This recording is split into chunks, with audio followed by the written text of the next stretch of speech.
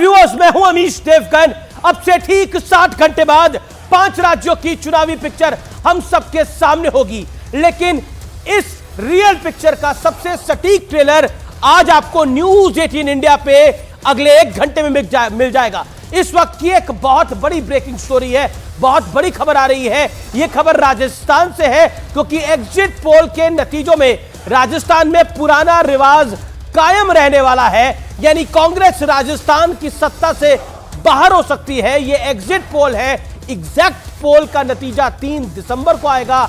छत्तीसगढ़ में कांटे की टक्कर है, कांग्रेस को बढ़त जरूर दिखाई दे रही है और कई एक्सपर्ट्स पहले कह रहे थे कि कांग्रेस की छत्तीसगढ़ में एक लहर टाइप होगा, लेकिन वो लहर देखने को नहीं मिल रही। लेकिन एग्जिट पोल के नतीजों में ऐसा बिल्कुल नहीं दिख रहा और छत्तीसगढ़ में भी कांटे की टक्कर दिखाई दे रही है। ये इस समय की बड़ी ब्रेकिंग स्टोरी है। हम मध्य प्रदेश के आंकड़ों पे आएंगे, लेकिन पहले आपको मैं एग्जैक्ट नंबर बता रहा हूं इस समय के एग्जिट पोल का क्या है। मध्य प्रदेश की हम बात बाद में करेंगे, लेकिन पहले राजस्थान की बात कर लेते हैं। राजस्थान में भारतीय जनता पार्टी को बड़ी बढ़त देखने को मिल सकती है, लेकिन छत्तीसगढ़ में बीजेपी और कांग्रेस के बीच में कांटे की टक्कर हो सकती है। मेरे साथ इस चर्चा में कई मेहमान जुड़ेंगे जो कि इसकी जानकारी देंगे, लेकिन इस समय की सबसे बड़ी खबर यही है कि नंबर आप देख लेते हैं राजस्थान का। राजस्थान में आप देख सकते हैं 100 से 122 भारतीय जनता पार्टी, 62 से 85 कांग्रेस और अन्य के खाते में 14 से 15 सीटें जा रही है। ये एक और एग्जिट पोल है पी मार्क का। 105 से 125 Bharatiya Janata party, 69 to 81 Congress party, 5 से 15 अन्य के खाते में जा रही है। ये राजस्थान का आंकड़ा है। राजस्थान में रिवाज नहीं बदल रहा है, वहां रिवाज सरकारें बदलने का ही है। तो अशोक गहलोत ने बहुत काम किए, लेकिन शायद जनता ने पसंद नहीं किया, ऐसा प्रतीत हो रहा है और भारतीय जनता पार्टी की वापसी लग रही है। लेकिन ये फिर एग्जिट पोल है, 3 दिसंबर को नतीजे आएंगे। संजय कुमार हमारे साथ जुड़ चुके हैं। संजय जी आइए। संजय जी, सीधा सवाल है मेरा आपसे। आइए संजय जी, मेरा सीधा सवाल है आपसे। और ये जो नंबर सामने आ रहा है, ये नंबर अपने आप में कितना बड़ा है? क्योंकि सबसे पहले तो छत्तीसगढ़ की मैं बात कर लेता हूं। छत्तीसगढ़ का नंबर हमारे सामने है 34 से 45 भारतीय जनता पार्टी, 42 से 53 कांग्रेस। ये मतलब, हालांकि आंकड़ों के जादूगर आप हैं, ये जो पोलस्टर्स नंबर दे रहे हैं, इस नंबर के अंदर ऐसा लग रहा है कि पोलस्टर भी कॉन्फिडेंट नहीं है कि सरकार किसकी आ रही है।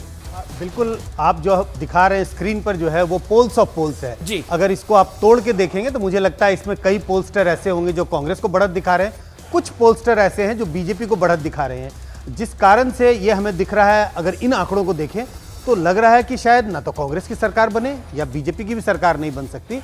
लेकिन कुल मिला के मुझे लग रहा है एक अगर ट्रेंड देखें तो थोड़ा झुकाव कांग्रेस की तरफ दिखाई पड़ता है। थोड़ा झुकाव। क्या आपको लगता है कि कहीं बड़ा सरप्राइज भी हमें देखने को मिल सकता है? अमीश, मुझे नहीं लगता कि बड़ा सरप्राइज होगा राजस्थान में सरप्राइज, क्योंकि एक्सिस माइंड इंडिया राजस्थान में कांग्रेस को बढ़त दिखा रहा है। मैं छत्तीसगढ़ की बात कर रहा था। छत्तीसगढ़ में बड़े सरप्राइज का मतलब है क्या कांग्रेस ना जीते, बीजेपी जीत जाए, इतना बड़ा सरप्राइज मुझे दिखाई नहीं पड़ता। राजस्थान की बात करें, हाँ, आपने जिन आंकड़ों का जिक्र किया उसमें एक पोल है एक्सिस माइंड इंडिया का, जो ये कह रहा है कांग्रेस को बढ़त है ना कि बीजेपी को। मुझे लग रहा है इस वक्त ये मेरे लिए सरप्राइज है। अगर आंकड़ों के नजरिए से जाए अमीश, तो सारे जो दूसरे पोल है वो ये बता रहे हैं 95 बता रहे हैं कि बीजेपी की बढ़त है, बीजेपी की बढ़त दिखाई दे रही है। जीतू पटवारी मेरे साथ जुड़ रहे हैं, सीधा उनका रुख कर लेता हूं। जीतू पटवारी, कांग्रेस के लिए मध्य प्रदेश जो था वो लग रहा था कि एक क्लीन स्वीप हो सकता है, लेकिन टक्कर कांटे की दिखाई दे रही है। पटवारी साहब, क्या आपको लगता है कि ये कांटे की टक्कर वाकई महंगी पड़ रही है कांग्रेस पार्टी को, या फिर सिंधिया का जाना महंगा पड़ रहा है? मैं पहले तो ये जितने एग्जैक्ट पोल हैं इनकी सबकी रिस्पेक्ट करता हूं, पर एग्जैक्ट पोल भी एक दूसरे का विरोध कर रहे हैं। और जहां तक हमारा इंटरनल असेसमेंट है वो 135 सीट से ऊपर का है। और जब मैं ये बात कर रहा हूं तो मैं उन लोगों में से नहीं हूं कि कुछ भी टीवी पे बोलने के लिए हमेशा तैयार हो जाए। ये मैं इस बात का आभास शायद आपको होगा। मैं अनुरोध करना चाहता हूं कि जो आईबी की रिपोर्ट है जो सरकार को मिली है उसमें भी 138 सीट है। 135 से ऊपर सीटें इंटेलिजेंस ने भी सरकार को बताई गई है। मैं मानता हूं ऐसी पूरी परिस्थिति में जो कांग्रेस पार्टी का इंटरनल सर्वे है, जो हम भी हर पार्टी का एक अपना आकलन होता है कि हमारी क्या ताकत है क्या कमजोरी है, उसमें कांग्रेस पार्टी को 135 सीट से ऊपर जा रही है, 155 तक भी जा सकती है। अब ये वीडियो जब मैं आपसे बात कर रहा हूं तो 3 तारीख को शायद आपको काम आए कि जीतू पटवारी ने सारे एग्जैक्ट जितने भी पोल थे या जितने सर्वेस थे उनको नकार के ये बात कही थी कि 135 सीट से ऊपर मध्य प्रदेश में कांग्रेस की आएगी। मैं सुन रहा था आपकी बात राजस्थान को लेकर। राजस्थान में आपने कहा कि फिर से बीजेपी के पक्ष में जा रही है। राजस्थान का कल्चर है एक बार का, पर इस बार कल्चर को ब्रेक लग रहा है। सारे सर्वे आपके बता रहे हैं, इसका मतलब है नहीं, सारे सर्वे नहीं बता रहे, एक सर्वे जीतू पटवारी, एक सर्वे, 1 मिनट क्लियर, कंप्लीट आप कंप्लीट, अमीश कंप्लीट होने दे, अमीश कंप्लीट करने।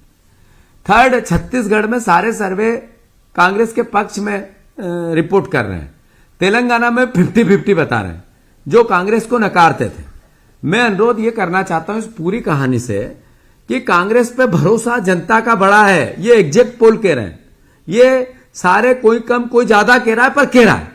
तो मैं आपसे अनुरोध कर रहा हूं कि मध्य प्रदेश को लेकर जो आपने मेरे से सवाल किया था कि आप तो क्लीन स्वीप की तरफ थे, ये कैसे हो गया कि एकदम कांटे की टक्कर है। मैं आपको धन्यवाद देता हूं कि आपने कांटे की टक्कर तो बताई, अन्यथा आप टीवी और चैनल का अगर बस चले तो कांग्रेस को कांटे की टक्कर में भी नहीं आने दे। नहीं तो मैं फिर से देखिए, जब कांटे की टक्कर होगी सीट आएगी कांग्रेस की, 135 सीट आएगी कांग्रेस की और ऊपर जाएगी। जी, मैं आपसे अनुरोध करना चाह रहा हूं। जी, मेरे साथ विश्वास सारंग भी है, मेरे साथ संजय कुमार भी है, प्रदीप भंडारी भी मेरे साथ जुड़ गए हैं, मैं उनका भी रुख करूंगा। लेकिन विश्वास भाई, ऐसा लग रहा है कि आपके पड़ोसी राज्य छत्तीसगढ़ के अंदर, विश्वास जी, पड़ोसी राज्य छत्तीसगढ़ के अंदर कांग्रेस को बढ़त है और मध्य प्रदेश के अंदर बीजेपी को बढ़त दिखाई दे रही है, लेकिन टक्कर वहां पर भी कांटे की है। क्या आपको लगता है कि 18 साल की सरकार, एक ही मुख्यमंत्री, सब चीजें हावी हो रही हैं? देखिए, मैं अमीश भाई निवेदन करना चाहता हूं कि मध्य प्रदेश में Bharatiya Janata party comfortable majority के साथ सरकार बना रही है, इसमें कहीं कोई डाउट नहीं है। अभी मैं जीतू पटवारी जी को सुन रहा था, ये आईबी और इंटेलिजेंस का रिपोर्ट बता रहे थे। मुझे बड़ा आश्चर्य है कि जीतू पटवारी जी को आईबी की रिपोर्ट भी मिल गई, जीतू पटवारी जी को इंटेलिजेंस की भी रिपोर्ट मिल गई। आप जैसे जिम्मेदार चैनल के मंच पर बैठकर वो इस तरह की रिपोर्ट्स का जिक्र कर रहे हैं तो मुझे बड़ा आश्चर्य होता है, और आप इसका खंडन भी नहीं हुआ, ये भी मैं बड़ा नहीं। देखिए, अब कोई भी कुछ भी क्लेम कर सकता है, लेकिन हमारी जानकारी में ऐसी कोई रिपोर्ट नहीं है। हम तो एग्जिट पोल का आंकड़ा बता रहे हैं और जिसके जो आप दोनों के समक्ष रख रहे हैं। अमीश भाई, मुझे आश्चर्य लग रहा है, आपका एग्जिट पोल कह रहा है 151, वो उसको झुटला रहे हैं, जो टीवी चैनल पर दिखा रहे हैं आप बोल रहे हैं, और वो ये कह रहे हैं कि आईबी की रिपोर्ट इनके पास आई।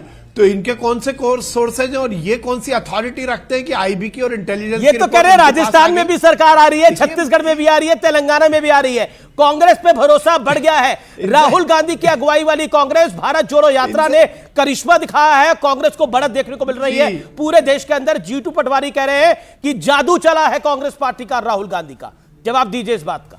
ये तो देखिए, ये तो 3 तारीख को पता लगेगा, पर ये खुद ही मान रहे हैं, ये तो अभी दावे कर रहे हैं, कह रहे हैं मेरा वीडियो रख लेना, हर एग्जिट पोल झूठा है, ये मैं बता रहा हूं, और इनके पास आईबी की रिपोर्ट है, इनको आईबी चीफ रिपोर्ट करते हैं। ये आश्चर्य की बात है। देखिए, इस तरह की लफाजी से काम नहीं चलता। मध्य प्रदेश में Bharatiya Janata party comfortable majority के साथ सरकार बना रही है। अमीश भाई, मैं किसी आंकड़े के दावे करने वाला व्यक्ति नहीं, मैं जमीन का व्यक्ति हूं, मैं जमीन पर रहकर काम करने वाला व्यक्ति हूं, छोटा व्यक्ति हूं, इसलिए मैं ये केवल ये कह सकता हूं कि मध्य प्रदेश में कंफर्टेबल मेजॉरिटी के साथ हम okay, Jitu Patwari make his point. Okay, Jitu Patwari, Madhya Pradesh के मंत्री सारंग साहब कह रहे हैं कि कुछ भी हो सकता है, बीजेपी आ रही है। विश्वास सारंग जी की बात अपनी जगह सही गलत मैं इसको आप पे छोड़ता हूं, पर ये मैं अनुरोध कर रहा हूं, इनने मुझसे सवाल किया कि आईबी की रिपोर्ट और इंटेलिजेंस की रिपोर्ट आप किस अथॉरिटी से कह रहे हैं। जब हवा का रुख बदलता है ना, तो अधिकारी उधर जितनी खबरें देते हैं उससे ज्यादा विपक्ष को जो आने वाला है उसको देते हैं। ये एहसास आपको होगा इस बात का। तो मैं इस बात को बड़ी गहराई और जिम्मेवारी से कह रहा हूं। एक दूसरी बात यह है कि जब मैं ये कहता हूं कि 135 सीट आएगी, उससे ऊपर आएगी, तो ये भरोसे के साथ नहीं कह रहा हूं, मैं पूरे सर्च रिसर्च और एक एक सीट के आकलन के साथ कहता हूं। ये मेरा ख्याल है। जीतू आप मेरे साथ बने रहिए। मेरे को कंप्लीट करने दो अजय। अब मेरे साथ संजय कुमार है पोलस्टर, वो आपसे कुछ पूछना चाह रहे हैं। संजय जी आप कुछ पूछना चाह रहे हैं? ओके जीतू आप अपनी बात को कंप्लीट करिए। तो मैं अनुरोध ये कर रहा था कि ये मैं इस भरोसे को इसलिए दृढ़ता से कहता हूं कि 3 तारीख को ये मेरा वीडियो संभाल के रखना, ये इसीलिए कहता हूं कि भरोसा है। अगर भरोसा नहीं होता तो मैं दावे करता, मैं दावे नहीं कर रहा हूं, मैं प्रैक्टिकल, जो मैंने, ये जमीन के आदमी है, मैं भी आसमान का नहीं हूं, ये खुद भी जानते हैं इस बात को। तो मैं क्यों वोट दे बीजेपी को भाई? इसलिए कि नरेंद्र तोमर के बेटा 10,000 करोड़ की रिश्वत टीवी पे मांग रहा था, टेलीविजन पे मांग रहा था, मोबाइल पे मांग रहा था, इसलिए वोट देते हैं आपको इसलिए वोट देते कि 1 लाख से ज्यादा यहाँ बच्चे, 1 करोड़ से ज्यादा बेरोजगार घूम रहे हैं, इसलिए देते हैं कि हमारे यहाँ पे 2 लाख बहनों का अपहरण हो गया 2 साल में। डिप्टी सीएम छत्तीसगढ़, जीतू पटवारी आप हमारे साथ बने रहिए, विश्वास सारंग बने रहिए, डिप्टी सीएम छत्तीसगढ़ जुड़ रहे हैं। स्वागत है आपका टीएस सिंहदेव जी। सवाल बहुत सीधा है, एग्जिट पोल के आंकड़े आ रहे हैं, क्षमा करेंगे जी, एग्जिट पोल के आंकड़े आ रहे हैं, कांग्रेस को बढ़त दिखाई दे रही है, लेकिन बीजेपी भी बिल्कुल पीछे नहीं है। ऐसा लग रहा है कि टक्कर कांटे की भी हो सकती है, लेकिन बढ़त जरूर कांग्रेस को है। संतोष है इस बात का, और मुझे अभी भी विश्वास है कि कांग्रेस 60 के आसपास आएगी। लेकिन क्या आपको लगता है कि इस बार कांग्रेस, क्योंकि दमखम के साथ तो हर पार्टी लड़ती है, लेकिन कांग्रेस क्या एक बिखराव के साथ लड़ रही थी, उसका एक इंपैक्ट पड़ता हुआ दिख रहा है, या फिर आप गेज नहीं कर पाए? क्योंकि ऐसा लग रहा है आदिवासी बेल्ट में बीजेपी बहुत अच्छा कर रही है। आदिवासी बेल्ट में बीजेपी, जो पिछली बार बहुत खराब प्रदर्शन किया था, वहां बहुत बेहतर कर रही है, और शहरों में बीजेपी अच्छा कर रही है। अभी समय आएगा तो देखिए, उसका अंदाज लग जाएगा। ट्राइबल बेल्ट में कांग्रेस उतना पीछे आपको नहीं दिखेगी, आगे दिखेगी। दोनों संभाग, सरगुजा और बस्तर संभाग में आधे से ज्यादा सीटें कांग्रेस को ही मिलेंगी। जी, टीएस सिंहदेव जी, मेरा एक सवाल आपसे और होगा कि महादेव ऐप को लेकर जो आरोप लगे और जो भ्रष्टाचार का मुद्दा उठाया और जो डायरेक्टली सीएम पे इल्जाम भारतीय जनता पार्टी ने लगाए, प्रधानमंत्री नरेंद्र मोदी ने लगाए, गृह मंत्री अमित शाह ने लगाए, क्या आपको लगता है भ्रष्टाचार का मुद्दा भी हावी रहा है? इस वजह से कांग्रेस का नंबर जो है वो टाइट दिखाई दे रहा है, छत्तीसगढ़ में खासतौर पर। ये गंदे स्तर की राजनीति, मुझे नहीं लगता इसका असर पड़ेगा, और इतना ईडी हो गया है कि उसका कुछ असर नहीं पड़ता, प्रभाव नहीं पड़ता। देश के प्रधानमंत्री और गृह मंत्री आरोप कैसे लगा सकते हैं? उनके पास तो सारी जानकारियां रहती हैं, वो तो कार्रवाई करने वाले लोग हैं। आरोप लगाना ही लोग कहते हैं कि अरे ये तो नेतागिरी हो रही है। कोई ठोस सबूत होते तो कार्रवाई हो जाती। कार्रवाई नहीं हुई, इसका मतलब ही है कि उनके पास कुछ नहीं थी। सब बात कहने के लिए कही जा रही है कुछ नहीं करने के लिए। कुछ करने को होता तो वो छोड़ते क्या? जानते हैं तब तो सहभागी हो जाएंगे कि मालूम है कि गड़बड़ हुआ है, और फिर भी हम कुछ नहीं होने दे रहे हैं। मुझे अच्छी तरह से याद है, हम छत्तीसगढ़ कॉन्क्लेव करने के लिए, जो बंद होनी चाहिए जी, हम छत्तीसगढ़ कॉन्क्लेव करने के लिए छत्तीसगढ़ आए थे, रायपुर आए थे, तब आपसे मुलाकात हुई थी और आपने स्पष्ट रूप से कहा था कि कांग्रेस की हर हाल में सरकार बनेगी। आप यकीन रखिए, इतना बड़ा मैंडेट मिलेगा कि सब याद रखेंगे। लेकिन क्या आपको लगता है, एक जो पॉलिटिकल पंडित फैक्टर बता रहे हैं कि आपको दरकिनार करना भी महंगा पड़ा है कहीं ना कहीं छत्तीसगढ़ प्रदेश के अंदर, अगर हम पॉलिटिकल इक्वेशन की बात करें तो? उसमें कई फैक्टर्स रहते हैं। मेरे को दरकिनार करना इशू मेरे ख्याल से बिल्कुल चुनाव का नहीं था, और नहीं, सरगुजा वाली बेल्ट में तो था। गवर्नमेंट में रहते हुए ये नहीं, जानकार मेरे संबंध तो सभी जगह है छत्तीसगढ़ में, सरगुजा में भी है, सब जगह भी है, लोग साथ जुड़े हुए सभी जगह हैं। लेकिन सबको ये बता के और समझा के हमेशा हम लोग चलते हैं कि देखिए, एक पार्टी के हम लोग एक परिवार के सदस्य हैं, और मुखिया जो उसका तय करते हैं, हम सबको उसको लेके चलना है। और हमने हर संभव सभी साथियों ने किया कि परिवार में कहीं कोई बिखराव ना आए, और मुझे नहीं लगता है कि कहीं आपको दिखा होगा कि वैसा विशेष कोई बात ही थोड़ा बहुत इधर उधर ना हो, ये संभव नहीं है। मैं कोई गलत बयानी भी नहीं करना चाहता, थोड़ा बहुत रहता है, लेकिन उसका नकारात्मक असर पड़े, अभी परिणाम आने दीजिए, मुझे नहीं लगता है कि वैसी बात आएगी सामने। आप बहुत बड़े नेता हैं, आपका कद बहुत बड़ा है। एक सवाल जो कि बहुत अहम है, मैं एक पोल को कोट कर रहा हूं, जन की बात का पोल है, उसके फाउंडर भी हमारे साथ हैं प्रदीप भंडारी, वो भी आपसे कुछ पूछना चाहेंगे। कांग्रेस को 42 से 53 सीटों के बीच में मिल रही है और भारतीय जनता पार्टी को 34 से 45 सीटों के बीच में मिल रही है। क्या आपको लगता है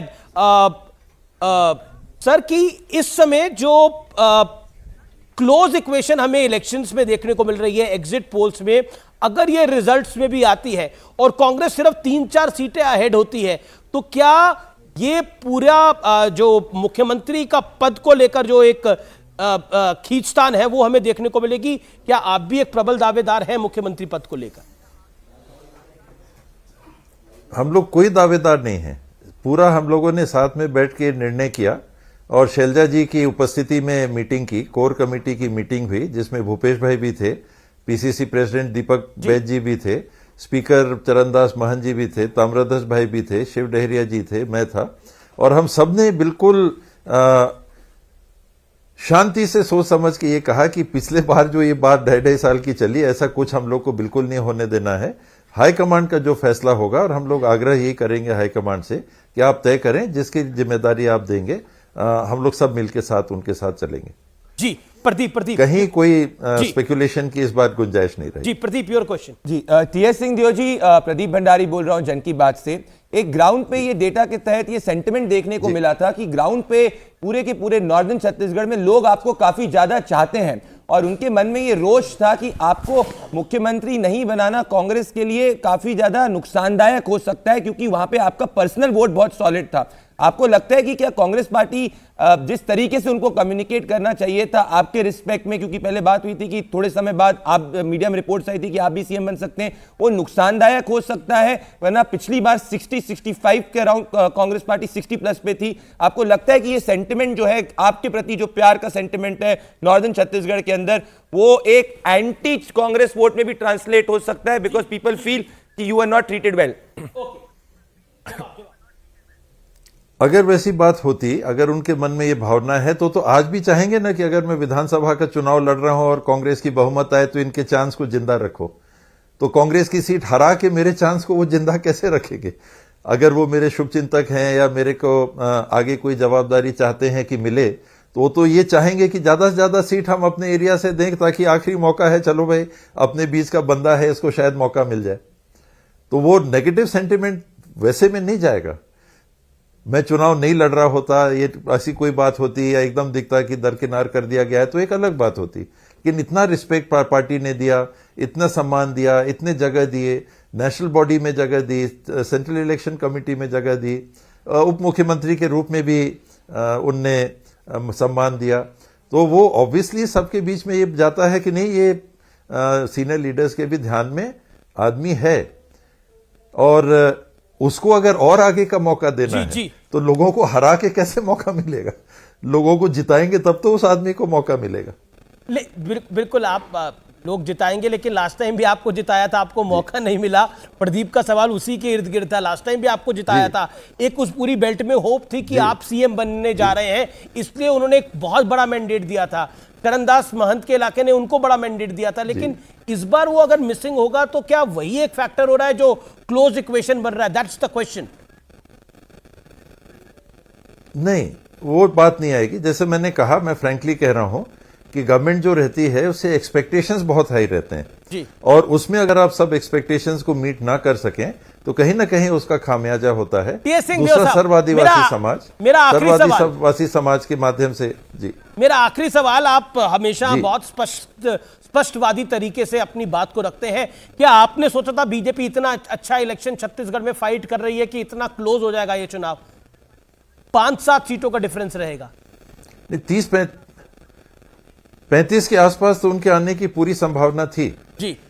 मैंने कभी भी बीजेपी को राइट ऑफ नहीं किया, बल्कि मेरी आलोचना भी इस बाबत होती है कि आप बीजेपी को क्यों बोल देते हैं कि उनकी उपस्थिति है। अब वो आंकड़े हैं जो बता रहे हैं, तो मैं उनको कैसे नाकारूंगा कि चाहे लोकसभा का चुनाव हो चाहे विधानसभा के चुनाव हो, दोनों पार्टी के मिनिमम एक वोट बेस मिनिमम छत्तीसगढ़ में बना हुआ है। उसके ऊपर के जो फ्लोटिंग वोट रहते हैं 10-1%, वो जिस तरफ जाते हैं उनको बहुमत मिलती है, चाहे वो लोकसभा हो चाहे वो विधानसभा हो। तो ये फ्लोटिंग वोट शेयर का 3 तारीख को हमको सही जानकारी मिल जाएगी। Thank you sir, thank you so much for joining news 18 on such a important day. आपका बहुत बहुत अभिनंदन है, आपको एक बार फिर ऑल द बेस्ट की रिजल्ट जब आएंगे 3 दिसंबर को नतीजे आएंगे। क्या आपको लगता है जो बात प्रदीप ने बोली, क्या आपको लगता है कि खास तौर पर छत्तीसगढ़ में लास्ट टाइम क्योंकि चरणदास महंत भी थे, टीएस सिंहदेव भी थे और भूपेश बघेल भी थे, वो नहीं है इस बार? देखिए पिछली बार की अगर क्लोज जा रहा है इलेक्शन, पिछली बार की अगर जीत को देखें अमीश, तो कांग्रेस ने बहुत बड़ी जीत हासिल की थी और उसके पिछले 2 चुनावों को देखें तो छत्तीसगढ़ में एक रिवाज रहा है कि भले ही सरकार किसी भी पार्टी की बने, बीजेपी ने 3 चुनाव लगातार जीते थे, लेकिन सारे चुनाव बड़े क्लोजली कंटेस्टेड होते थे, 1-1.5% का अंतर होता था। पिछला बार थोड़ा अनयूजुअल चुनाव था, बड़ी जीत थी, 9% का फासला था, तो फासला तो कम होना ही था, लेकिन हाँ एग्जिट पोल के जो अनुमान आ रहे हैं इस वक्त वो शायद ज्यादा क्लोज बता रहा है जितना अनुमान अक्सर नहीं किया जा रहा था। जिन फैक्टर का आपने जिक्र किया, टीएस सिंहदेव, इसका कुछ ना कुछ तो असर रहा होगा, क्योंकि उनके समर्थक जो बड़े एंथुजियास्टिक होकर 2018 में कांग्रेस के लिए वोट किए, उतना एंथुजियाज्म उनमें इस बार शायद नहीं रहा हो। जी मेरे साथ Sudhanshu Trivedi, BJP Rajya Sabha member of parliament, Acharya Pramod Krishnam, Congress के नेता जुड़े हुए हैं, मेरे साथ सीपी जोशी जुड़ रहे हैं जो कि भारतीय जनता पार्टी के राजस्थान प्रेसिडेंट है, अनुराग भदौरिया है मेरे साथ, समाजवादी पार्टी के नेता। सीपी जोशी का मैं रुख करूंगा, प्रदीप भंडारी मेरे साथ है। मैं सीपी जोशी, राजस्थान के अंदर एक्सिस माई इंडिया का अभी ताजा एक पोल आया है, एग्जिट पोल। उस एग्जिट पोल के मुताबिक कांग्रेस की सरकार वापस आती हुई दिख रही है, लेकिन अधिकतर exit poll Bharatiya Janata party को बड़ी बढ़त दिखा रहे हैं। Your take. देखिए, मैं सोचता हूं राजस्थान में स्पष्ट बहुमत की भारतीय जनता पार्टी की सरकार बनेगी और ये जनता ने तय कर लिया। जिस प्रकार का मतदान का प्रतिशत हुआ है और जिस प्रकार का विश्वास, समर्थन और आशीर्वाद भारतीय जनता पार्टी को मिला है, उस दावे के साथ कह सकता हूं कि राजस्थान में 135 प्लस 135 से ऊपर भारतीय जनता पार्टी की सीटें आने वाली है। कहीं ऐसा तो नहीं है जोशी जी, कहीं ऐसा तो नहीं है कि आप लोग ओवर कॉन्फिडेंट थे, आप में भयंकर गुटबाजी थी, उसका लाभ हुआ है और कांग्रेस बिल्कुल क्लोज ले जाए इस इलेक्शन को? क्योंकि एक्सिस माई इंडिया का पोल सजेस्ट कर रहा है कि कांग्रेस की सरकार वापसी करने के लिए जा रही है। क्या आपको लगता है भारतीय जनता पार्टी की गुटबाजी उसको ले डूब सकती है राजस्थान के अंदर, और ओवर कॉन्फिडेंस? यह एक बहुत बड़ा सवाल है। गुटबाजी किसको कहेंगे? गुटबाजी उसको कहते हैं कि मैं ही सर्वोपरि, बाकी सब नकारा और निकम्मा है। भारतीय जनता पार्टी मैं ही यहाँ का सबसे योग्य हूँ, मैं सबसे योग्य हूँ, बाकी दिल्ली को भी मैं चलाता हूँ। ये कांग्रेस पार्टी में दिखा है। भारतीय जनता पार्टी में सभी वरिष्ठ लोगों का मार्गदर्शन और पूरी टीम राजस्थान मिलकर एक मुखी होकर चुनाव लड़ी है और उसी बूते मैं कह सकता हूं राजस्थान की जनता का स्नेह, समर्थन और आशीर्वाद, उस आधार पर और लाखों कार्यकर्ताओं की मेहनत के आधार पर मैं कह सकता हूं कि भारतीय जनता पार्टी की प्रचंड बहुमत की सरकार राजस्थान में बनने वाली है। भारतीय जनता पार्टी की टारगेट महापोल के अंदर राजस्थान में भारतीय जनता पार्टी को बहुत बड़ी बढ़त दिखाई दे रही है। 111 के लगभग भारतीय जनता पार्टी, 76 पे कांग्रेस पार्टी दिख रही है। मध्य प्रदेश में बीजेपी को 125, कांग्रेस को 102। छत्तीसगढ़ के अंदर कांग्रेस को बढ़त है, तेलंगाना में कांग्रेस को बढ़त दिखाई दे रही है। प्रदीप भंडारी मेरे साथ है, सुधांशु त्रिवेदी मेरे साथ है, आचार्य प्रमोद कृष्णम मेरे साथ जुड़े हुए हैं। सीपी जोशी आपका बहुत बहुत शुक्रिया हमारे साथ जुड़ने के लिए। अनुराग भदौरिया मेरे साथ जुड़े हुए हैं, आपका बहुत बहुत शुक्रिया। सीपी जोशी हमारे साथ जुड़ने के लिए, इस महत्वपूर्ण दिन पर आपका अभिनंदन है हमारे साथ जुड़ने के लिए। मैं सीधा रुख करता हूं सुधांशु त्रिवेदी का। सुधांशु त्रिवेदी, क्या आपको लगता है कि जो बीजेपी उम्मीद कर रही थी कि तीनों राज्यों में हिंदी पट्टी के क्लीन स्वीप होगी, ऐसा नहीं होता हुआ दिख रहा, एक क्लोज कंटेस्ट दिखाई दे रहा है और तेलंगाना में कांग्रेस की वापसी या फिर कहे पहली बार कांग्रेस की सरकार बनती हुई दिख रही है? यानी का राहुल गांधी का जादू तेलंगाना में चला है, राहुल गांधी की भारत जोड़ो यात्रा का असर हमें मध्य प्रदेश में देखने को मिल रहा है। Your take. देखिए, वास्तविकता यह है कि चुनाव से पूर्व जो विश्लेषण किए जा रहे थे, जिसमें ये इस प्रकार की संभावनाएं व्यक्त की जा रही थी कि कांग्रेस बहुत अच्छा प्रदर्शन करने जा रही है, तो अगर हम आपके पोल को माने, एग्जिट पोल को, अभी हम सिर्फ एग्जिट पोल पर ही आधारित होकर बात करते हैं, तो राजस्थान और मध्य प्रदेश में भारतीय जनता पार्टी स्पष्ट बहुमत के साथ आगे है। और हमारा ये अनुमान है, जो हम लोगों के पास जानकारी है, कि ये स्पष्ट जनादेश नहीं होगा, ये निर्णायक और प्रभावी जनादेश होगा। राजस्थान में प्रचंड जनादेश भी हो सकता है। छत्तीसगढ़ में जहां यह माना जा रहा था कि बीजेपी को एकदम राइट ऑफ कर दिया गया था, वहां पे आप देखें कि आपका एग्जिट पोल और जो अन्य एग्जिट पोल है वो मामले को बहुत नजदीकी बता रहे हैं। अभी आपके सामने टी.एस. सिंहदेव जी बैठे थे और उन्होंने क्या बोला कि 35 के आसपास तो वो लोग थे। इसका अर्थ क्या हुआ कि आज चूंकि अब चुनाव समाप्त हो चुके हैं, पोलिंग समाप्त हो चुकी है, कांग्रेस के इतने वरिष्ठ नेता यदि यह बात मान रहे हैं कि भारतीय जनता पार्टी एक प्रभावी स्थिति में खड़ी है, तो समझ लीजिए जिस दिन चुनाव परिणाम आएंगे उस दिन यह प्रभावी स्थिति निर्णायक रूप से भारतीय जनता पार्टी के पक्ष में नजर आएगी। तो हम ये कह सकते हैं कि चुनावी विश्लेषकों के और खासकर कुछ पूर्वाग्रहग्रस्त जो भी लोग विश्लेषण करते थे, उनके उलट एग्जिट पोल्स के जो नतीजे हैं वो भारतीय जनता पार्टी के पक्ष में दिखाई पड़ रहे हैं। और मैं कह सकता हूं छत्तीसगढ़ के चुनाव परिणाम और भी ज्यादा चौंकाने वाले होंगे इस एग्जिट पोल के मुकाबले। यानी जो अनुमान माना जा रहा था एग्जिट पोल बेहतर दिखा रहा है, जो बीजेपी पहले खराब थी, लेकिन तेलंगाना के परिणाम तो तेलंगाना का जो एग्जिट पोल है वो तो चौंका ही रहा है। आचार्य प्रमोद कृष्णम, मध्य प्रदेश में एक बहुत बड़ा एज कांग्रेस को दिखाई दे रहा था जो अब मिसिंग दिखाई दे रहा है। छत्तीसगढ़ के अंदर एक लैंडस्लाइड विक्ट्री की जो उम्मीद थी वो भी मिसिंग दिखाई दे रही है। राजस्थान के अंदर चला चली की बेला है, बीजेपी की सरकार दिखाई दे रही है। क्या कहना चाहते हैं? उत्साहजनक मानो तो है और ना मानो तो कुछ भी नहीं है। आचार्य जी, लगता है आवाज आचार्य प्रमोद कृष्ण तक नहीं जा पा रही। एक सवाल मेरा प्रदीप आपसे होगा, आप यूवर ऑन ग्राउंड, आप ग्राउंड जीरो पर थे। मेरा सवाल यह है, क्या जो मध्य प्रदेश में हमें दिखाई दे रहा है क्या वो एक तरफा हो सकता है, यानी क्लियर कट जनता किसी की सरकार बनाए? प्रदीप भंडारी। अमीश जी, चांसेस है, पर वो भी अगर होगा तो रीपैकेज 2018 ही होगा। एक बहुत बड़ा डेटा पॉइंट अमीश जी ये है कि महिला वोट 34 सीट्स में ज्यादा हुआ है इस बार, और बीजेपी के लीड करने के चांसेस उन सीट्स पे ज्यादा है, इसीलिए वो एज आउट विक्ट्री कर सकती है। पिछली बार 14 ऐसी सीटें थी जहां पे 10,000 से कम की मैंडेट थी और महिला वोट की वजह से बीजेपी 14 में से 13 सीटें जीती थी। तो एक तरफा इसीलिए नहीं है क्योंकि कई जगह कैंडिडेट्स के खिलाफ बहुत सॉलिड एंटी इनकम्बेंसी है, पर वो वेव किसी के फॉर्मेट में इसलिए नहीं है क्योंकि महिला वोट का और पुरुष वोट का पूरा सेंटिमेंट अलग है। महिलाओं में बदलाव का सेंटिमेंट देखने को नहीं मिला है, परंतु पुरुषों के अंदर जो पर्टिकुलरली मेन वोट है वो अपने कैंडिडेट और अपने संभाग के अंदर, अगर ग्वालियर, चंबल, महाकौशल हो गया, वहां पे वो अलग अलग तरीके से गए। तो मध्य प्रदेश मेरे हिसाब से आप बहुत कंफर्टेबल नंबर दे रहे हैं जन की बात के अंदर। 100 से 123 जो आपका एग्जिट पोल है, 100 to 123 भारतीय जनता पार्टी, कांग्रेस 102 से 125, यानी आप कह रहे हैं किसी की भी सरकार बन सकती है। 2018 के अंदर भी अगर अमीश जी आपको याद होगा, रात के 11 बजे तक काउंटिंग चली थी और 107, 108 सीट तक बीजेपी पहुंची। अच्छा, आप ग्राउंड पर रहे, एज किसका दिखाई देता है मध्य प्रदेश के अंदर सरकार बनने की? मेरे हिसाब से बीजेपी के मध्य प्रदेश के अंदर चांसेस सरकार बनाने के ज्यादा है, रिटेन कर सकती है। हाँ, मतलब 18 साल बाद भी, क्योंकि महिला वोट जो है उसमें सेंटिमेंट ऑफ चेंज नहीं हुआ है। महिला वोट जो है उसको वेलफेयर बेनिफिट्स जो मिले हैं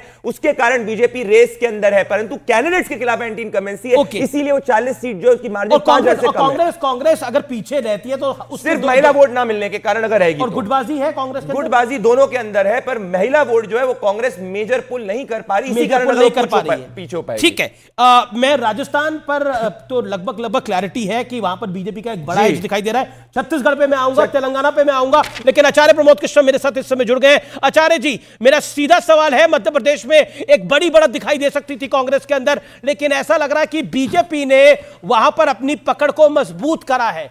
क्या आपको लग रहा है इंडिया गठबंधन बनने के बाद जो हिंदुत्व को गाली दी गई वो भी इंपैक्ट करा है, सनातन को जो गाली दी गई? देखिए अमित जी, पहली बात तो अमित जी पहली बात तो ये है, ये एग्जिट पोल है, एग्जैक्ट पोल नहीं है भाई, और इस पे ज़्यादा कुछ कहना सुनना उतना मुनासिब नहीं होता, उतना ठीक नहीं होता है, उतना उचित नहीं होता है। मगर जो दिखाया जा रहा है उससे मुझे थोड़ा सा आश्चर्य है। आश्चर्य इस बात को लेके है कि भाई छत्तीसगढ़ में जिस तरह से बीजेपी ने भूपेश बघेल जी को टारगेट किया, उनके ऊपर हमले किए, बहुत ही ब्लो लेवल उनके ऊपर इल्ज़ाम लगाए, किसी को पकड़ा तो कह दिया 5 करोड़ रुपया ले लिया, किसी से कह दिया 508 करोड़ दे दिया। तो उससे जनता की सिंपैथी भूपेश बघेल जी की तरफ आई और उसमें उनको काफ़ी बढ़त मिलनी चाहिए थी, लेकिन छत्तीसगढ़ में जितनी कांग्रेस को बढ़त मिलनी चाहिए थी उतनी नहीं दिखाई दी है। इससे मुझे आश्चर्य है। दूसरी बात है मध्य प्रदेश की बात। मध्य प्रदेश में तो हम मानकर चल रहे हैं कि हमारी सरकार बनेगी, कांग्रेस की सरकार बनेगी, पर एग्जिट पोल में नहीं दिखाई दे रहा। एग्जिट पोल में पीछे दिख रही है कांग्रेस पार्टी। हाँ, एग्जिट पोल में पीछे दिख रही है। इससे भी मुझे बड़ा अचंभा हो रहा, बड़ा ताज्जुब हो रहा है। और मैं तो ये मान के चल रहा था कि मध्य प्रदेश में बिल्कुल सरकार बनने जा रही है और कमलनाथ जी मुख्यमंत्री। और राजस्थान में आचार्य जी, राजस्थान में क्या लग रहा था आपको? राजस्थान में भी अब टेलीविजन पे तो मैं यही कहूँगा कि हमारी भी सरकार बननी चाहिए हमारी, और अभी भी हमको उम्मीद है कि बनेगी। बाकी हमारे अंदरूनी जो टेलीविजन पे कहेंगे, वैसे आपको भी भरोसा था कि सरकार नहीं बनेगी। आज कहना ठीक नहीं है। अब अमीश देवगन जी इतना सीरियस नहीं हुआ करते, जिंदगी नहीं, मैं तो है, मुस्कुरा के ही पूछ रहा हूं आपसे सर। और वैसे भी आज तो आपको अच्छा, एक इंटरेस्टिंग प्रदीप को स्क्रीन पे लेके आइए। प्रदीप, एक इंटरेस्टिंग आंकड़ा मैं आपसे जानना चाहता हूं। ये जो 3 अन्य आ रहे हैं मध्य प्रदेश में, कहीं समाजवादी पार्टी तो नहीं है? नहीं, इनमें से समाजवादी पार्टी नहीं है, एक भी नहीं है। इसमें एक भी समाजवादी पार्टी नहीं है। कुछ बीएसपी के रिबेल, जो बीजेपी और कांग्रेस ने कई लोगों को जो टिकट नहीं दिया उनको बीएसपी ने टिकट दिया है। तो इसमें से कुछ बीएसपी है, कुछ इंडिपेंडेंट्स हैं, वो इसमें आ रहे हैं। समाजवादी पार्टी की लास्ट टाइम 2-3 सीट्स थी उधर, और एक बेल्ट है, एक पट्टी है जहां सपा का वोट बैंक है। अच्छा, देखिए, वो वोट अल्टीमेटली वहां पे वो कैंडिडेट का वोट है। तो क्या होता है कि को क्या सपा का कोई कैंडिडेट जीतने की हो सके तो एक जीत सकता है, एक से ऊपर नहीं। एक से ऊपर नहीं। ओके अनुराग, क्या आपको लगता है कि कांग्रेस ने आपका दिल तोड़ा, आपने उनकी सरकार ही नहीं बनने दी मध्य प्रदेश के अंदर? देखिए राजनीति में इस तरह की बातों का कोई महत्व नहीं होता है। राजनीति में हर व्यक्ति अपना चुनाव लड़ता है, पार्टी अपना चुनाव लड़ती है। समाजवादी पार्टी वहाँ पे अपने दमखम पे, चूंकि समाजवादी पार्टी की वहाँ पे सीटें पहले भी रही हैं और समाजवादी पार्टी कार्यकर्ता है, समाजवादी पार्टी वोटर है, इसलिए समाजवादी पार्टी वहाँ पे लड़ी। और समाजवादी पार्टी की सीटें, आप देखिए प्रदीप भंडारी जी की तो हम बात पे कैसे विश्वास करें। वो अपनी बात को बार बार काट रहे हैं, कह रहे हैं कि महिलाओं का वोट बीजेपी की तरफ जा सकता है। फिर आप पूछ रहे हैं कि 30% जाएगा तो फिर क्या बीजेपी की सरकार बन जाएगी? नहीं, जो कैंडिडेट है उनकी उनके विरोध में वोट पड़ सकता है, क्योंकि एंटी इनकम्बेंशन। तो नहीं, एक मिनट मेरी बात हो जाए तो वो पहले ये तय कर ले कि क्या कैंडिडेट का भी विरोध है वहां पे या महिलाओं का वोट है। वो अपनी बात को बोलते हैं बनेगी, फिर कहते नहीं कैंडिडेट का विरोध है वहां पे, जो जीते हुए वहां कैंडिडेट है उनका भी विरोध है। तो मुझे इस बात में थोड़ा सा आश्चर्य लग रहा है कि अपनी बात को बार बार ऊपर रख रहे हैं, फिर अपनी बात को नीचे रख देते हैं। सवाल ये नहीं है, सबसे बड़ा सवाल ये है, अब सुधांशु जी की बात सुन लीजिए। अब सुधांशु जी एग्जिट पोल को एग्जिट पोल मान बैठे हैं, अब उनको जनता पे विश्वास नहीं रहा है, अब एग्जिट पोल पे विश्वास हो गया है। अरे अब जनता का विश्वास होता तो आप डंके की चोट पे बोलिए कि आपकी कितनी सीटें आ रही राजस्थान में। एक बड़ा नंबर आ रहा है, एक बड़ा नंबर आ रहा है। मैं ब्रेक के बाद उस बड़े नंबर पे आऊंगा। आप देख रहे हैं एग्जिट पोल, ये एग्जैक्ट पोल नहीं है। 3 दिसंबर को फाइनल नतीजे आएंगे। ब्रेक के बाद वापस आ रहा हूं एक बड़े आंकड़े के साथ, बहुत बड़ा आंकड़ा है।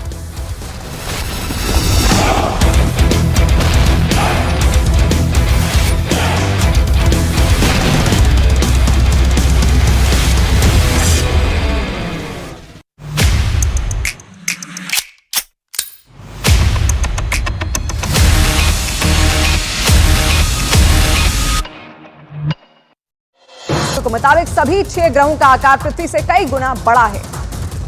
अमेरिका के पूर्व विदेश मंत्री हेनरी किसिंजर का निधन, 100 साल की उम्र में ली अंतिम सांस। अमेरिकी राष्ट्रपति रिचर्ड निक्सन और जेरल्ड फोर्ड की सरकार में संभाली थी विदेश नीति की कमान। रणदीप हुड्डा ने अपनी गर्लफ्रेंड लिन लैशराम के साथ मणिपुर के इंफाल में पारंपरिक मैतेई रिवाज से रचाई शादी। शादी की रस्में इंफाल के एक रिजॉर्ट में हुई। अब हरियाणा में ग्रैंड रिसेप्शन होस्ट करेंगे सेलिब्रिटी। केंद्रीय मंत्री किरेन रिजिजू ने रणदीप हुड्डा की शादी की बधाई दी। दोनों की शादी का वीडियो सोशल मीडिया पर शेयर कर लिखा, मैतेई रस्म रिवाज से हुई शादी।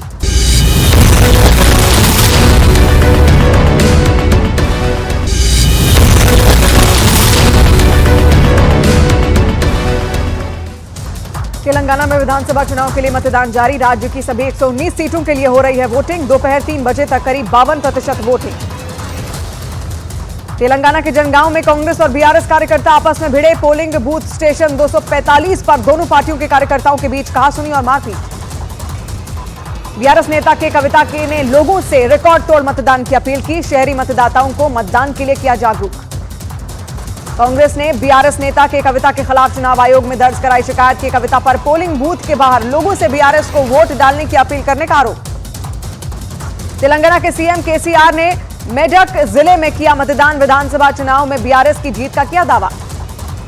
तेलंगाना कांग्रेस अध्यक्ष रेवंत रेड्डी ने कोंडगल के एक पोलिंग बूथ पर अपना वोट डाला। इस दौरान उन्होंने बीआरएस सरकार पर कुशासन का आरोप लगाते हुए कांग्रेस को बहुमत मिलने का दावा किया।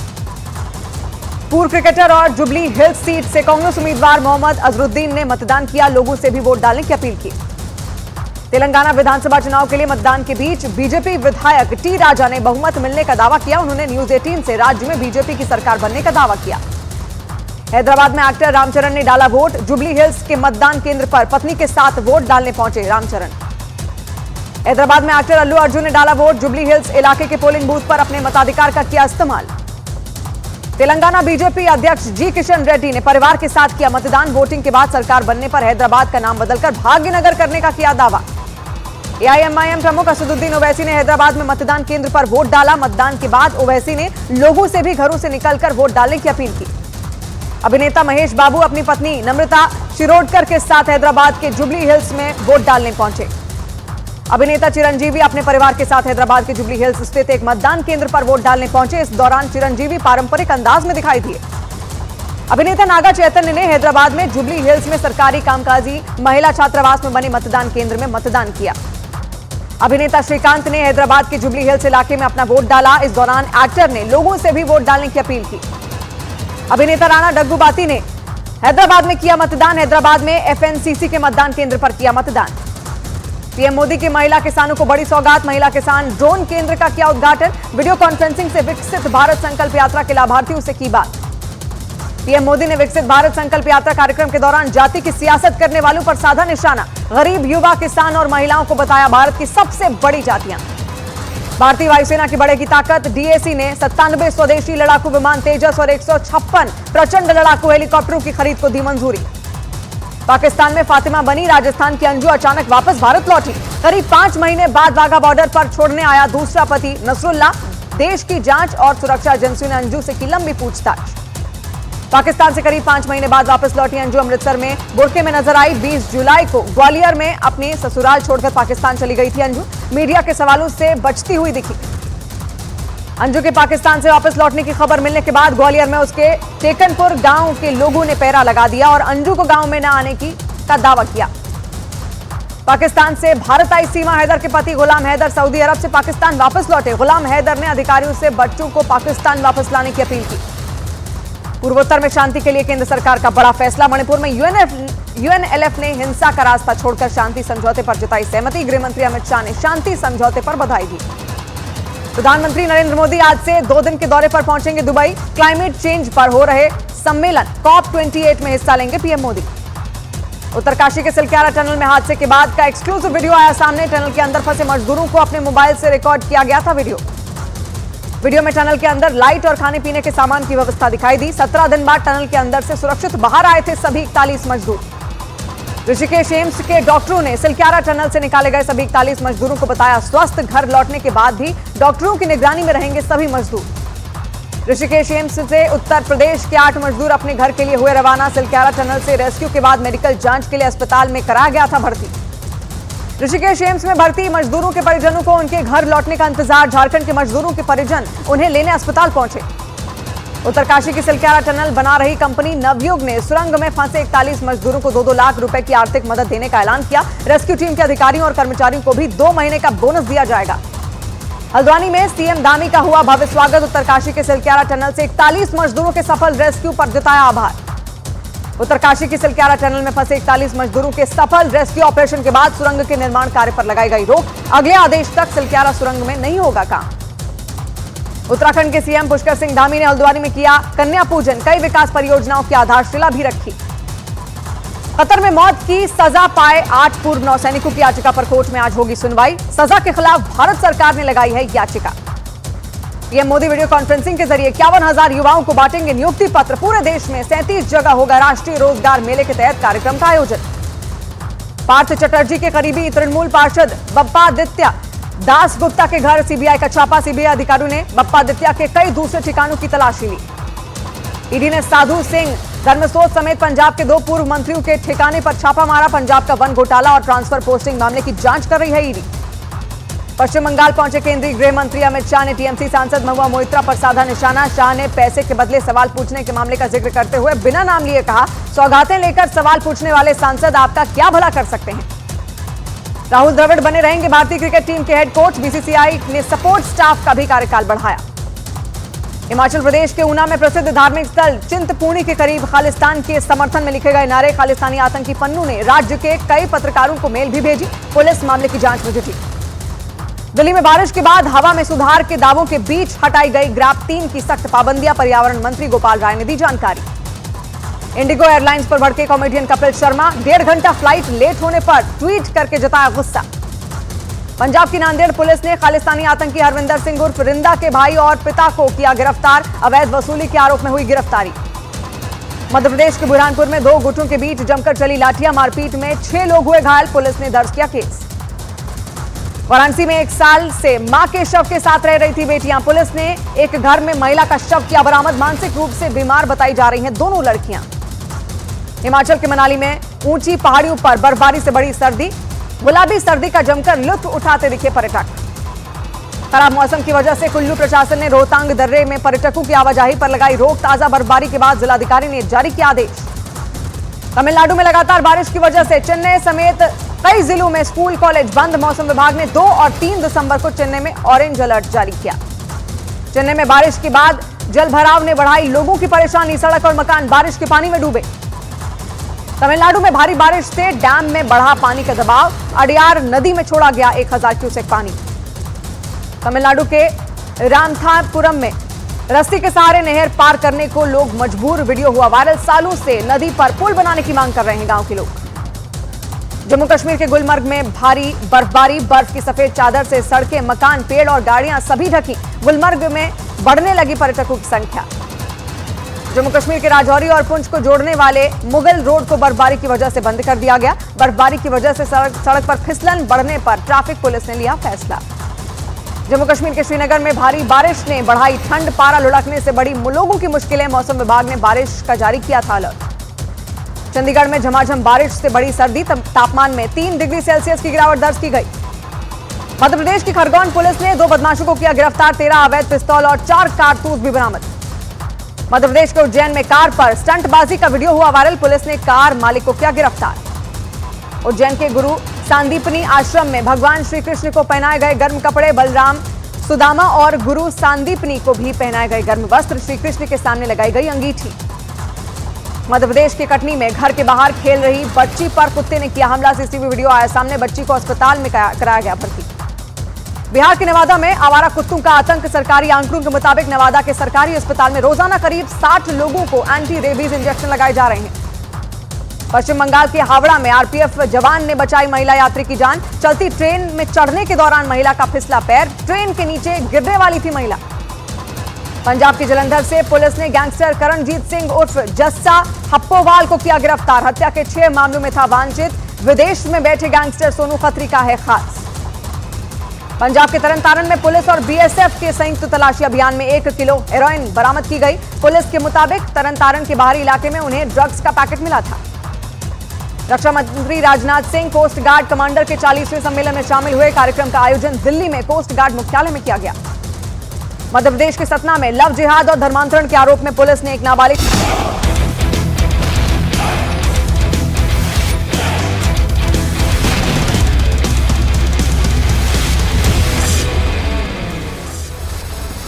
Welcome back viewers. आप देख रहे हैं इस समय एग्जिट पोल के आंकड़े, और एग्जिट पोल के आंकड़े बहुत कुछ कह रहे हैं। हमारे पास सबसे नया पोल है, सबसे नया पोल है एक्सिस माई इंडिया का। मध्य प्रदेश में एक पोल आया है और उस एग्जिट पोल के मुताबिक भारतीय जनता पार्टी को बहुत बड़ी जीत मिल रही है। एक्सिस माई इंडिया के पोल के मुताबिक बीजेपी की सरकार है मध्य प्रदेश के अंदर 140 से 162 सीटें। एक्सिस माई इंडिया पोल के मुताबिक कांग्रेस नीचे जाती हुई 68 से 90। मध्य प्रदेश चुनाव से जुड़ी यह बहुत बड़ी खबर है। एक्सिस माई इंडिया के पोल में बीजेपी की प्रचंड बहुमत से सरकार है। मैं सीधा रुख कर सकता हूं, मेरे साथ प्रताप सिंह खाचरियावास भी है, प्रदीप भंडारी भी जुड़े हुए हैं। प्रताप सिंह खाचरियावास, मेरा सवाल बहुत सीधा है। अभी एक्सिस माई इंडिया का पोल आया है, उस पोल के मुताबिक राजस्थान में कांग्रेस की सरकार और मध्य प्रदेश में बहुत बड़े नंबर से बीजेपी की सरकार। देखिए, मैं आपके जो सर्वे हैं उनका सम्मान करता हूं। अलग अलग जितने चैनल्स हैं उन्होंने सर्वे किए हैं, ईमानदारी से सर्वे होता है, सर्वे के नजदीक सरकारें भी बनती है। और ये जो चुनाव से पहले जो बीजेपी ने माहौल बनाया था वो झूठ, फरेब और धोखे का था। राजस्थान में भी जो अलग अलग आंकड़े आ रहे हैं उसमें कांग्रेस भी सरकार बना सकती है, बीजेपी भी बना सकती है। इस तरह की सर्वे रिपोर्ट आ रही है। हमारा ये मानना है कि हमारा काम धरातल पर उतरा है, लोगों तक रिलीफ पहुंचा है। ओल्ड पेंशन स्कीम, हमारी 7 लाख कर्मचारियों को उसका फायदा मिल रहा है। 12,000 जिसको रुपए मिलते थे पेंशन के, उसको 48,000 रुपए मिलने लगे। निर्मला सीतारमण जी ने ये कहा कि ये तो हम बंद करेंगे, हम लागू नहीं कर सकते। 7 लाख कर्मचारी हमें पोल करते हैं, उनका परिवार पोल करता है जी। तो आप हमारे को 28 लाख 30 लाख वोटों का फायदा होता है। इसलिए ये मानना कि बीजेपी ने जो माहौल बनाया था, बीजेपी एक तीर से 2 शिकार करना चाहती थी। कांग्रेस को भी मारना चाहती थी, वसुंधरा जी को भी मारना चाहती थी। एक तीर से कभी 2 शिकार नहीं होते। तो कांग्रेस का तो काम बोल रहा था। ऐसे में ना तो वसुंधरा जी उनसे बड़ी, ना कांग्रेस उनसे बड़ी। कांग्रेस सरकार बनाने पायलट गुट, गहलोत गुट। अब मैं ये नहीं बोल सकता कि आप किस गुट में हैं, आप तो कांग्रेस के गुट में ही हैं, लेकिन गुट कई थे। अब चुनाव हो गया है, एग्जिट पोल है, तो हम ये सब बातें कर सकते हैं आज। प्रताप सिंह जी, बिल्कुल कर सकते हैं, ये आपका हक है और आपको करनी भी चाहिए, क्योंकि आप तो सबसे चर्चित चेहरों में आते हैं देश में।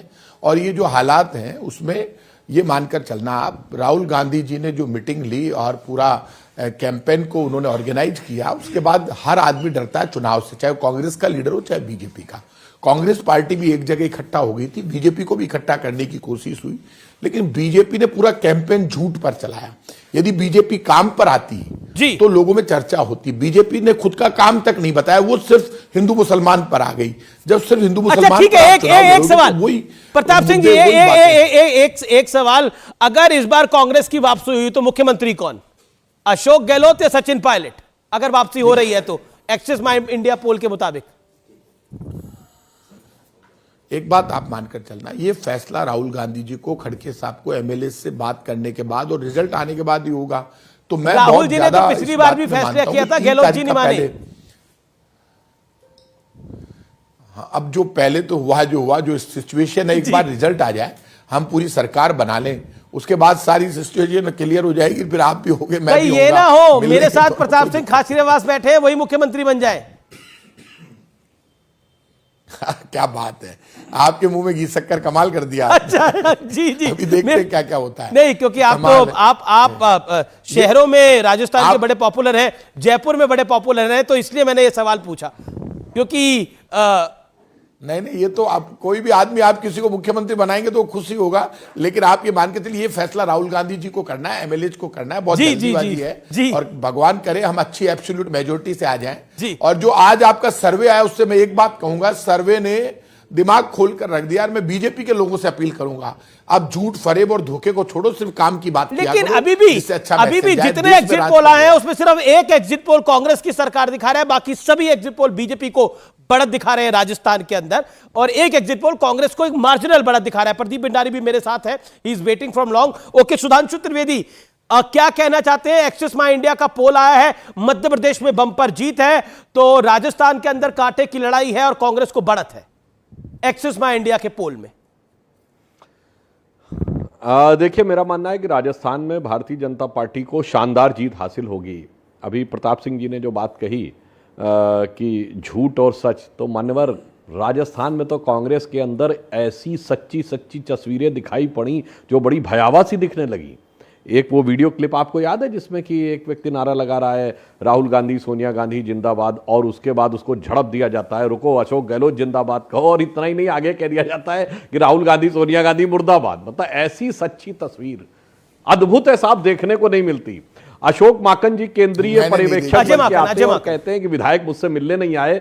मैं सॉरी, अजय माकन जी मिलने के लिए आते हैं और कहते हैं मुझसे विधायक मिलने नहीं आए, मैं जाकर शिकायत करूंगा हाईकमान से। मुझे लगता है, और देखिए प्रताप सिंह जी इतने बड़े वरिष्ठ नेता हैं, मैं इनको जानता हूं, राजस्थान में पहले भी रहा हूं, मगर इन्होंने जो एक बात कही उसमें कितना सच्चा किरदार उभर के सामने आ गया। इससे पहले टीएस सिंह से आप बात कर रहे थे छत्तीसगढ़ के संदर्भ में, उन्होंने भी क्या कहा, हाईकमान तय करेगा कौन मुख्यमंत्री बनेगा, राहुल गांधी जी तय करेंगे। इन्होंने भी क्या कहा, राहुल गांधी जी और एमएलए तय करेंगे। भैया ये खड़गे जी कहां चले गए, ये खड़गे जी कहां चले गए बीच में? इसीलिए हम कहते हैं सर, खड़गे जी का कौन नाम सा सुना, चेहरा नाम तो सच्चा, कौन सा चेहरा झूठा, ये देश की जनता को बहुत साफ समझ में आ जाता है। और इसमें आपकी गलती थोड़ी मान रहा हूं, ये तो सहज स्वाभाविक बात है। जैसे आपके सच्चा चेहरा राहुल गांधी है और मुखौटा खड़गे जी है। जैसे बीजेपी में भी तो प्रधानमंत्री अगर कुछ तय कर देंगे तो उसको गृह मंत्री अमित शाह या राजनाथ सिंह या फिर जेपी नड्डा टालेंगे थोड़ी। तो यही है, अगर राहुल गांधी और सोनिया गांधी तय कर देंगे तो फिर खड़गे जी कैसे टाल देंगे उस बात को? पॉइंट तो बहुत सीधा है ना सुधांशु जी। मैं उसी बिंदु पे जी बोल दीजिए। नहीं बिल्कुल नहीं, देखिए प्रधानमंत्री जी सर्वोच्च नेता हैं, प्रधानमंत्री leader of the parliamentary party, और वो सर्वोच्च नेता तय करेगा वो होगा। पर टेक्निकली राहुल गांधी जी आज की डेट में ना पार्टी के अध्यक्ष हैं, ना किसी सदन में नेता प्रतिपक्ष हैं, ना वो उपाध्यक्ष हैं, ना वो जनरल सेक्रेटरी हैं, वो एक अदद सांसद हैं।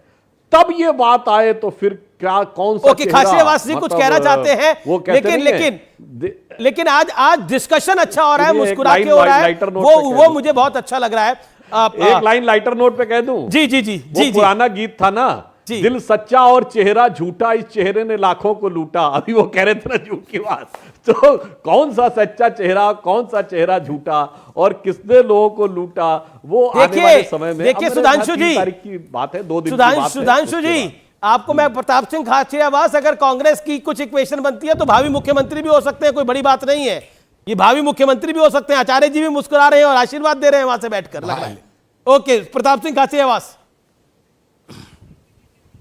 देखिए ये त्रिवेदी साहब जो कह रहे हैं, तो राहुल गांधी जी सर्वोच्च नेता नहीं है, ये कैसे उन्होंने कह दिया? राहुल गांधी को देश पसंद करता है, कांग्रेस तय करेगी कौन सर्वोच्च नेता है। यदि मैं राहुल गांधी को सर्वोच्च नेता मानता हूं तो मुझे फैसला करना है। और प्रधानमंत्री जी का हम सम्मान करते हैं तो आप भी राहुल गांधी जी के सम्मान में बोला करो। 4 बार के सांसद है, हम तो प्रधानमंत्री जी के लिए कभी गलत भाषा का प्रयोग नहीं करते। कभी भी किसी नेता की हंसी नहीं उड़ानी चाहिए। ये नहीं भूलना चाहिए कि राहुल गांधी बेटा है राजीव गांधी का, जो देश पर बलिदान हो गए, पोता इंदिरा गांधी का, जिनके प्रधानमंत्री रहते हुए 24 303 की गोलियां लगी। अरे कम से कम इंदिरा जी की ये तो कहा करो कि पाकिस्तान के 2 टुकड़े करके बांग्लादेश बना दिया। आज पाकिस्तान को सबसे कमजोर किसी ने किया तो आयरन लेडी इंदिरा गांधी जी ने किया। क्या बात करते हो आप? कम से कम हम एक दूसरे का सम्मान करना तो सीखें। अब बीजेपी कांग्रेस में क्या देश को बांटोगे? बीजेपी और कांग्रेस देश से बड़ी नहीं है, ये आप मानकर चलना। हिंदुस्तान है, तिरंगा सबसे बड़ा है। कांग्रेस और बीजेपी के झंडे तिरंगे से छोटे हैं। कम से कम प्रधानमंत्रियों का हम सम्मान करना सीखें, जो देश पर बलिदान हो गए, इंदिरा जी, राजीव जी, उनका सम्मान करना सीखें। दिन भर एक दूसरे नेता को नीचे दिखाना, जो बनाएगा सरकार बना लेगा। हमारे रिश्ते खराब नहीं होने चाहिए, हमारा आंखों में सम्मान होना चाहिए एक दूसरे के प्रति। मैं सबसे हाथ जोड़कर कहता हूं, मैंने भैरव सिंह जी को नजदीक से देखा, उनके रिश्ते सबसे बहुत अच्छे थे। इसलिए मैं फिर कहूंगा, अब जो आज सर्वे आया है, उस सर्वे ने राजस्थान की पोल खोल दी, एमपी की पोल खोल दी। जो पूरे अलग अलग सर्वे आए उसमें नेक टू नेक फाइट है, और नेक टू नेक फाइट में बीजेपी की एक सच्चाई तो सामने आ गई। कहां तो बीजेपी कह रही थी हम सब कुछ जीत लेंगे, और कहां ये हो रहा है कि कोई गारंटी नहीं कि बीजेपी आ रही है। कांग्रेस भी आ सकती है, बीजेपी भी आ सकती है, लेकिन अब ये मानकर चलना, कांग्रेस 3 तारीख को हमें जो लग रहा है, लेकिन मध्य प्रदेश के अंदर ऐसा लग रहा है कि बीजेपी को बढ़त है, और राजस्थान में एक पोल को अगर हम छोड़ दें तो कांग्रेस को ज्यादा बढ़त कहीं दिखाई नहीं दे रही। सुधांशु, मैं आपके पास वापस आऊंगा। आप अपनी बात को कुछ कहना चाह रहे थे, लेकिन आचार्य प्रमोद कृष्णम भी इंतजार कर रहे हैं। आचार्य प्रमोद कृष्णम, क्या आपको लगता है, ये सवाल मैंने इसलिए आपसे पहले भी पूछा था, क्या सनातन का विरोधियों के साथ खड़ा होना कांग्रेस को नुकसान दे रहा है कुछ बेल्ट्स के अंदर? फिर मैं प्रदीप भंडारी से लूंगा, उस मुद्दे का कितना इंपैक्ट पड़ रहा है? आचार्य जी। देखिए अमीश, सनातन का विरोध नुकसान दे रहा है, फायदा दे रहा है, ये कोई प्रश्न नहीं है। सनातन का जो विरोध करता है वो गलत करता है। सनातन के विरोध को हम बर्दाश्त करेंगे ही नहीं।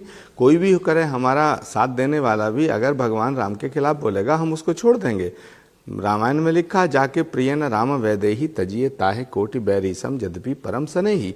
तो प्रश्न ये नहीं है। अब दूसरी जो बात है, ये जो एग्जिट पोल है, ये एक दो चैनल पे मैं देख रहा था, वो राजस्थान में कांग्रेस की सरकार दिखा रहे हैं, दो तीन चैनल जो दिखा रहे हैं मध्य प्रदेश में कांग्रेस की सरकार। सुनिए, अब सुनिए अमीश देवगन, मैं जो बात कहने जा रहा हूं, मैं तो जो एग्जिट पोल कांग्रेस की सरकार बनती हुई दिखा रहे हैं वो मुझे ठीक लग रहे हैं, और जो कांग्रेस की सरकार नहीं दिखा रहे वो मुझे गलत लग रहे हैं। लेकिन इसका फैसला तो 3 तारीख को होगा।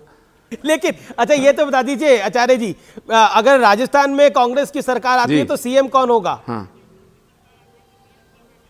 वापस गहलोत जी, मुख्यमंत्री हो कोई भी बनो, मैं पायलट नहीं जी बन या रहा हूं, तो खासियावास जी? इसलिए नहीं, मैं नहीं बन रहा हूँ, नहीं मैं नहीं बन रहा हूँ, इसलिए मैं इस पे ज़्यादा चिंता नहीं कर रहा। जब मैंने मुख्यमंत्री बदलने की बात कही थी तो वो सारी दुनिया के सामने है। अब प्रताप खाचरियावास जी बैठे हैं, जिसे ये लोग चुनेंगे वो मुख्यमंत्री हो जाएगा।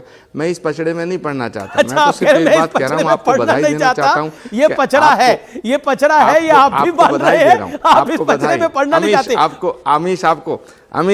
अमीश आपको बधाई दे रहा हूं, 10 सेकंड दो। आपको बधाई इस बात के लिए है कि आप इंडिया गठबंधन ने ना बॉयकॉटेड एंकर कर दिए थे।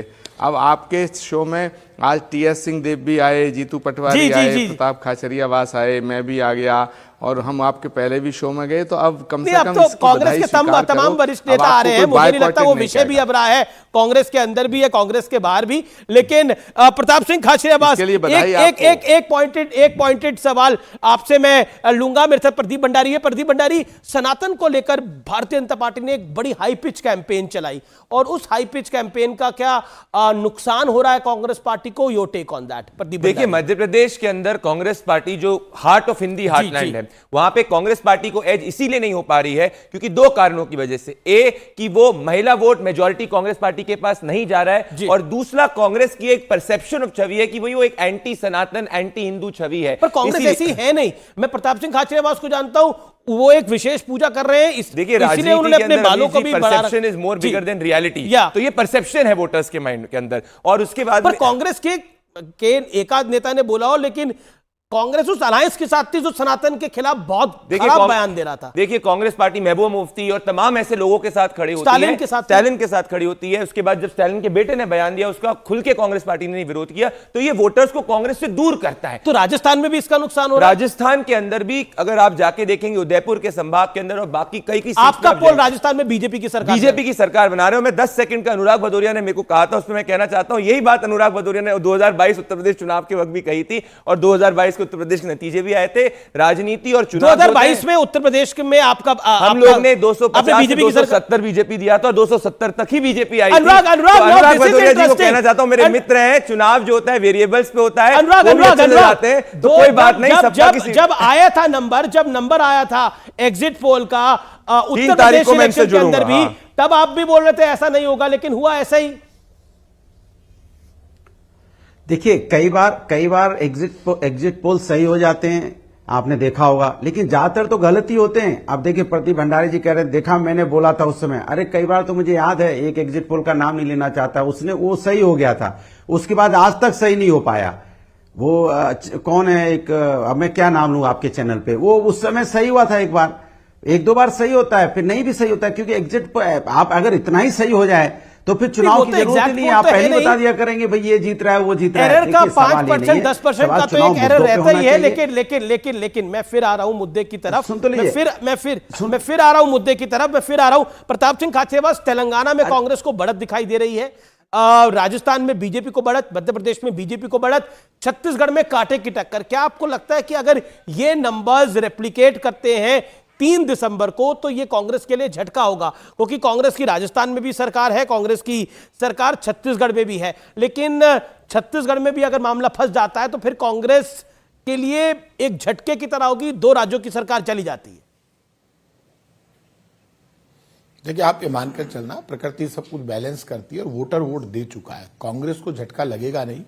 जो रिजल्ट आ रहे हैं, जो आंकड़े आ रहे हैं, वो मैं ये इस बात को आ रहा हूं कि कांग्रेस विन करेगी राजस्थान, छत्तीसगढ़ और मध्य प्रदेश।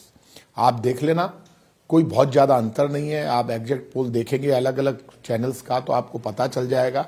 और मैं ये मानता हूं जो एग्जैक्ट पोल आया है उसके विपरीत बीजेपी तो पता नहीं क्या क्या हवा बना रही थी, लेकिन वो स्थितियां बदलने लगी है। राजस्थान में, मध्य प्रदेश में और छत्तीसगढ़ में कांग्रेस विन कर जाएगी, आप देख लेना। मेरा ये मानना है कि कांग्रेस ने जो चुनाव लड़ा है वो अपने डेवलपमेंट और पब्लिक वेलफेयर के मॉडल पे लड़ा है और वो डायरेक्ट रिलीफ पहुंचा है और गारंटी पे भी लोग भरोसा करते हैं।